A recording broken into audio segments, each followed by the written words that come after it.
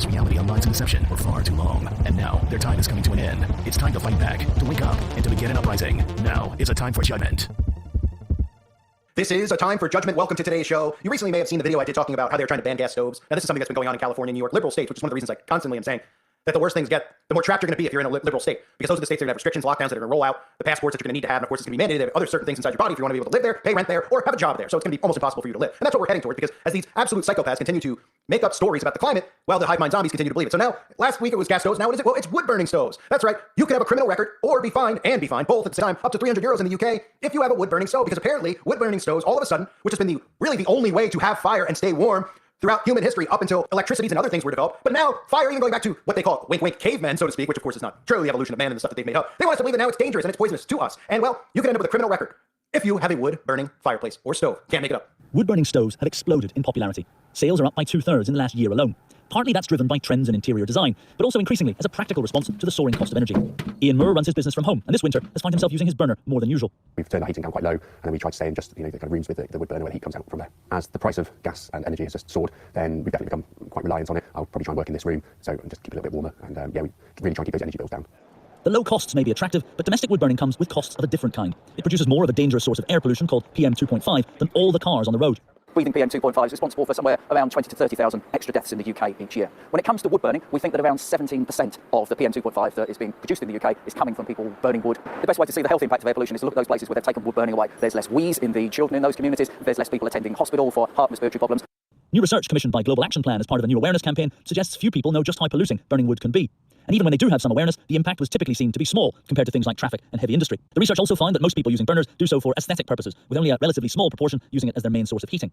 And it found that people who use burners often show skepticism about the impact of their stoves. We're launching this campaign to help provide information to people who already have a wood burner. The information isn't out there at the moment. There isn't a public conversation about the health impacts of wood burning, so I think people need to know this. This is my son's bedroom, and every evening and morning he does his preventer inhaler. But whilst changing minds could take time, those particularly sensitive to air pollution, like Ruth's heavily asthmatic son, are living with the consequences here and now. I can frequently smell wood smoke in his bedroom, and I've plugged up. There's an old kind of Edwardian air vent there. My son was a bit wheezy, not too badly, but I put him to bed in a room that smelled of smoke. And I just thought how wrong it was that, not only is he breathing it in outside, but now, we're at home in what's supposed to be kind of a safe environment, and there is absolutely nothing I can do. The government said it has already acted to regulate wood burners and to ban more polluting fuels. The Stove Industry Alliance said modern designs produce significantly less PM2.5 than open fires and are a cost-effective way to heat a home. For some, wood burning is a necessity. For others, it is a choice. By making the dangers of that choice plain, campaigners hope that public enthusiasm for this achingly trendy accessory slowly burns itself out. Matthew Thompson, Sky News. So politicians and campaigners have called for an urgent review of wood-burning stove, which cause large amounts of pollution in urban areas. The calls follow the admission by the Environment Secretary that the government had set weaker air pollution targets than it would like. The admission came as she announced a new environmental plan for England that held back from banning wood-burning stoves and settled instead for educating people on their use. Well, they're sick of educating people on these things because they're just lying to people and no one's listening because, well, the majority of people, at least a good portion of us, have brains and can actually see what's going on. But the log burner rule, which is now in England, could mean that households face fines up to 300 euros and even criminal records if they flout new log burner rules. A tightening of emissions regulations has reduced the amount of smoke new stoves can emit per hour from 5G to 3G. It applies to homes in smoke control areas, which cover most of England's towns and cities. Anyone found to be breaking the new measures could be issued with a on-the-spot fine. So in other words, you got your fireplace on, there's a blizzard outside. Some government stooge sees it, or some neighbor, like 1984, rats you out. They can come to your door and say, hey, put your fireplace out, and here's a ticket for it. Now, the funny thing about the video clip I played is that they actually literally have the gall to say that most people have wood-burning fireplaces for decoration. Huh? Are you serious? They have wood-burning fireplace for decoration? People have wood-burning fireplaces because it's cheaper, especially with the price of electricity and gas these days, which is deliberately being done. So if you don't see what's going on here, what they're trying to do is convince you that everything possible is because of climate change. They want to have control of every aspect of your life. In years past, I've covered how they want your thermostat set at a certain temperature, and if you're dumb enough to get a thermostat that can be controlled via Wi-Fi, they're just going to automatically do it, and you're not even going to realize it because they're going to just send some terms of service to your email, the company that you signed up for, that's a Wi-Fi thermostat, and you're not going to go through it because nobody goes through the terms of service because it's 50 pages of bullcrap, and they're going to say that they have the right from now on to lower your heat in the winter and to shut your air conditioner off in the summer. That's right. So they're pricing people out of the market every way possible. So people who are turning to actual wood to burn are now being targeted, and people still don't see an agenda behind it. What doesn't pollute the air? Do people realize that they give off carbon emissions from breathing? So is there a point where we say, are we supposed to just shut the whole world down, not eat food, not drink water, not stay warm, die of hypothermia, freeze to death, all because of the climate? At what point does the insanity reach a point where people actually go, you know what, this is enough, enough's enough? Or at what point do people actually begin to fight back against us? Now, this is something that I will obviously never comply to, and I'd like to see them come to my door and give me a fine, and I dare them to, but they'll probably come with 10 agents armed, and they'll say that the reason they shot me dead, like Bill Cooper, was because instead of not paying taxes like they did to Bill Cooper, they'll just get me and say, hey, he has fireplace on, he wouldn't turn it off. And people will go, oh, well, he deserved it then. And everyone with a brain would just go, huh? But we don't live amongst many people with brains anymore. So in recent years, the Department of Environment, Food, and Rural Affairs has cracked down on log burners and coal fires. According to the government, they are the largest source of fine particulate matter called PM2.5. Has anyone heard of this? Right? I mean, think about how they push science on us for the last 3 years, and you can't question science. So this is enabling them to just make things up like this. Oh, PM2.5. Oh, we've never heard in the history of the world that fireplaces, and burning wood were harmful to our health and harmful to the environment. But now we're hearing that it causes pollution. Pretty incredible, right? So let's not worry about freezing to death, because they'll say, well, there's a solution for you. Just go electric, just go green. And people go, oh, okay. Not realizing that there's not enough for everyone to have heat in the winter. It won't last long enough. People don't even realize that they have to charge electric cars. They're like, I don't have to pay gas. I'll get one. Oh, we're using the energy to charge the car. It's all just asinine, is what it is. And in a case like this, they'll be like, oh yeah, I trust the government. They've only taken everything away from us. They've only taken away free speech from us. They're only slapping us in the face, only taxing us into oblivion, giving our money to Ukraine. All the stuff that they're doing. But we're supposed to have good faith in them. The only people who have good faith in these monsters and what they're doing worldwide are absolute suckers who were literally born today. Not even yesterday. The saying goes, they're born yesterday. No, the people were born today. I've seen infants with more knowledge than these people who are going along with climate change, who are willing to lay down in front of traffic to save a tree, or, I'll get run over by a car just for the cause if I die for climate change. I mean, talk about brain dead. So this is just them attempting, again, to have more control over people's lives. And that's what this all boils down to, right? More control over our lives, over and over and over again. Non-stop, foot on the pedal, non-stop crap that they make up week after week, day after day. And it all ties into climate change. It's all we ever hear. Climate change. I mean, Biden the other day was saying that a nuclear threat is not as dangerous as climate change. All these politicians, every time they're in front of a microphone, they're like, oh, crime might be going crazy. We have people getting killed and all over the place, in cities and robberies. But it's not as bad as the climate change. So all they're doing is basic mind control. They're beating it into people's skulls. They don't even know what's getting beaten into their skulls. Then they just regurgitate it. That's the point. That's how these psychological operations work. So people don't even understand anything about it. And then they don't listen to people like me and you talking about it, saying, listen, it's about control. And they go, no, it's about control. And you can talk about human history and governments all around the world. You can go to Roman Empire, whatever you want. And you can talk about how these people lusted for control and power over the people, right? But for whatever reason, apparently people don't think that's happening anymore because they're so dumbed down into their technology and can't pay attention for more than 3 seconds of anything. So they're just like, oh yeah, I don't know if they want that. But then those who actually go, yeah, no, that's a good point. Then they can't even understand the carbon footprint. They're like, well, the carbon footprint, they don't want monitoring tracking because they think that these people don't care. Yet they come out and they tell you that they want all your data. They want you. They want to be inside your brain. And the reason that they want to do this stuff is they want to control you 100%. And they don't even want to go rogue against that because they know there's more of us than there are of them. So what's next? Next, they're going to come for your toilet probably. I mean, normally I'd say something like that and I'd say it's a joke. But could you not see them coming for your toilet saying it affects the climate? And then people going, the flushing affects your climate. You better get an outhouse. How about a community outhouse for your whole, if you live in a development, for your whole development, you live in an apartment building, be like a fraternity, right? But there won't be bathrooms on the floor like a frat house or whatever, a college dorm room, I should say. No, there'll be an outhouse outside. Middle of the night, you can go out there, you can drop a deuce, you can take a leak, whatever, Somebody will clean it once a month maybe, but that might affect the climate too, so we'll just let it pile up out there and we'll use it as manure and we'll rake it into the grass and then we'll grow crops that we can eat. All in the name of climate change, of course. And they'll go, okay, if it's for climate change, I'm willing to eat fecal matter. Yeah, I don't care about bacterial infection. I don't care about it. It's for climate change. I'm a good person. I'm doing what's the right thing to do, I'm told, so I'm doing it, okay? That's it. Dumb as rocks. That's what we're headed towards. Expect that next, really. Eating 3 meals a day, eating 2 meals a day affects the climate. You need to eat 1 meal every 3 days. You need to have minimal amount of water to make you even sicker and weaker, right? People will go along with it. You can't use a toilet anymore. You can't take showers anymore. We already heard that one about showers and climate change. That's how you know toilets are next, right? Don't worry about your hygiene, okay? Showering is bad because the climate needs your help. So don't even think about wood-burning stoves because if it comes down to it and you're going to freeze to death, which is probably one of the worst ways to die than starvation, then die freezing to death because it'll matter for the climate somehow. Even if you have a wood-burning stove, don't put the wood on the fire. Just do what's right. Be a good person. This is the mind control that these people are under. It's scary. It's psychotic to think that people, it's psychotic a word. I mean, it's embarrassing to think that people are actually this dumb that they can believe what they do. And their argument back is that you don't know what you're talking about. And they just regurgitate what the news tells them because they believe everything on the news, just like a little communist puppet would. Scary, isn't it? I thank everyone for being here. Hope you're doing well. God bless you and your families.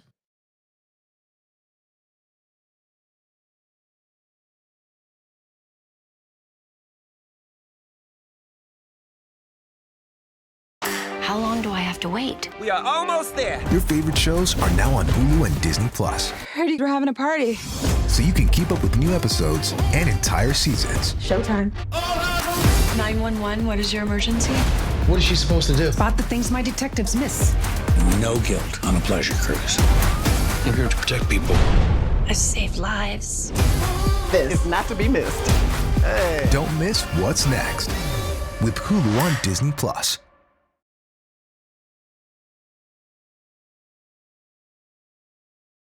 With 12 grams of protein in every serving, Quaker Protein Instant Oatmeal is there for active mornings, friendly competition, and big moves. Quaker, bring out the good.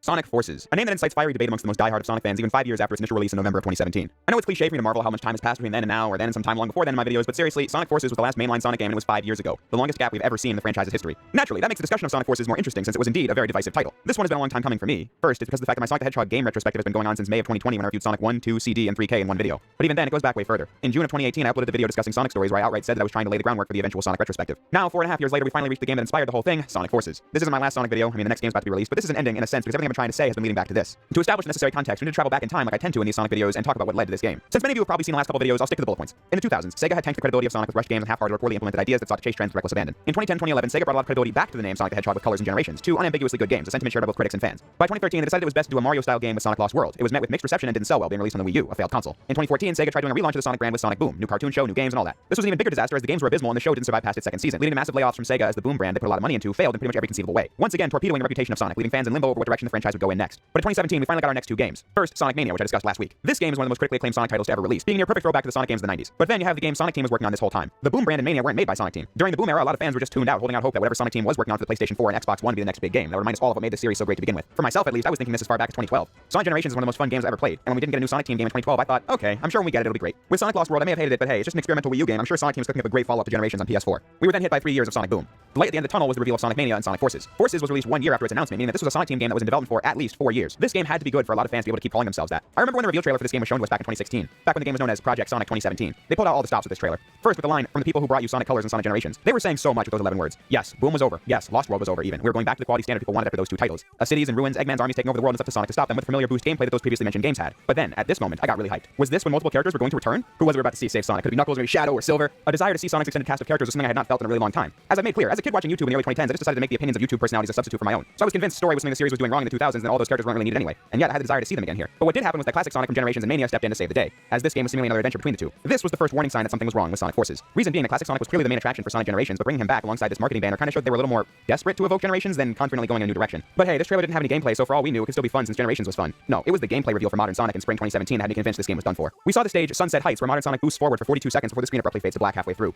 I saw so many problems with this, from the utterly linear level design to the weaker animations compared to Generations and how limp it looked to play. I pretty much counted the game out at this point and continued doing so once we saw more mediocre gameplay from classic Sonic at E3. And so, I was not involved at all in the war zone that was this game's pre-release. Fans taking different sides and waging social media wars day in and day out. Was the game going to be good? Yes or no? Was classic Sonic a forced conclusion? Yes or no? Was this Modern Sonic footage merely a brief sneak peek of the first level or a warning sign of the game itself? Was there a new gimmick, a fully customizable character just there to placate the original fan character do not steal crowd, or an interesting new mechanic? Who the hell knew one way or another? I just knew that the first gameplay left me feeling like this game was in serious trouble. But the game finally arrived on November 7th, 2017, and I picked it up for PlayStation 4, and yeah, can't say I was a fan. The severity of my reaction to this game can wait till the end of the video though, because now is the time to just dive in and talk about it. Sonic Forces just fails at so many things I want to see in a modern AAA game. To start with the most glaring thing I don't like with Forces, it would be the animation. This is one of the most important aspects of Sonic as a character ever since his debut in 1991. He popularized idle animations, where the character would do an animation when the player stopped pressing buttons. Sonic displayed his personality to the audience by tapping his foot and looking at his non-existent watch, just waiting for you to finally keep playing. Something as simple as idle animations was something Sonic would continue to do in each and every game. It just became an industry standard. Forces has Modern Sonic lifelessly standing there, not even blinking. It just looks so unfinished, which describes Forces to a T. Compare Sonic Forces animations like falling and rail switching to Sonic Unleashed from 9 years earlier, and you'll see what I mean. In Unleashed, the game many people consider the visual apex of Sonic to this day, rail switching looks smooth and has 60 unique frames of animation. The exact same thing in Forces looks stiff with roughly the same amount of frames, but the animation just lags in the same frame for a few seconds. Falling in Unleashed saw Sonic's clothes go up with the wind, and in Forces, Sonic is borderline T-posing through the sky. In Unleashed and Generations, you can actually see Sonic jump into a ball and see him spinning inside of the effect. Here, Sonic just becomes a blue aura with no animation or anything.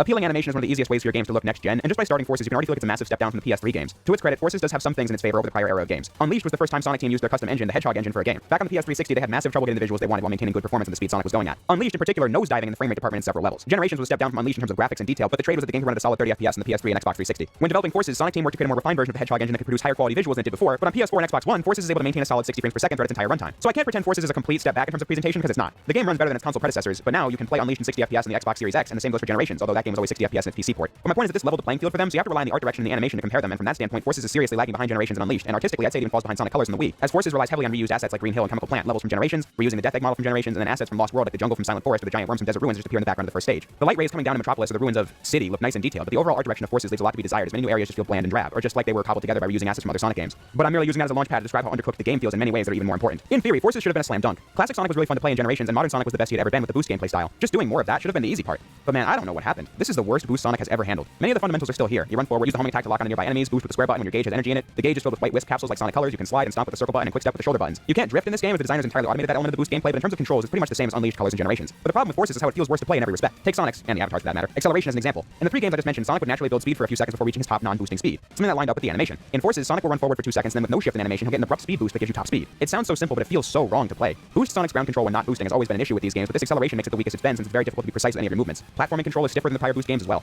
The double jump is back from Sonic Colors, but there's so little momentum carried when you jump, and when you double jump, that platforming whenever it crops up feels so awkward to play. But fear not, Forces has something in the boost gameplay that offsets that. When air boosting, Sonic will catapult away. I mean that instead of going forward like the other games, he'll launch up before falling down. It can be satisfying to do this, but it really breaks the already meek stages. I say fear not because thanks to this, a lot of Modern Sonic's 2D platforming can be bypassed entirely. All these issues carry over in the Avatar stages, as he plays pretty much exactly like Modern Sonic but without the boost, which means that I enjoy the Avatar levels even less than I do the Modern Sonic ones. At least the act of boosting feels normal in this, but as the Avatar, I need to make do with the issues I just laid out. In concept, I think a custom Sonic character is a pretty cool idea. I mean, Sega's offices have been flooded for years with kids sending in their designs for new characters. I would know, I was one of them. Check them out. Very original design, I'm sure you can tell. I'm confident every Sonic fan my age is familiar with this website, a full Sonic character creator that I and many other fans use frequently. Sonic's art design is just appealing, and so it's natural for the young fans to want to see their own ideas incorporated into the world. If anything, I'm surprised it took them this long to add in a character creator.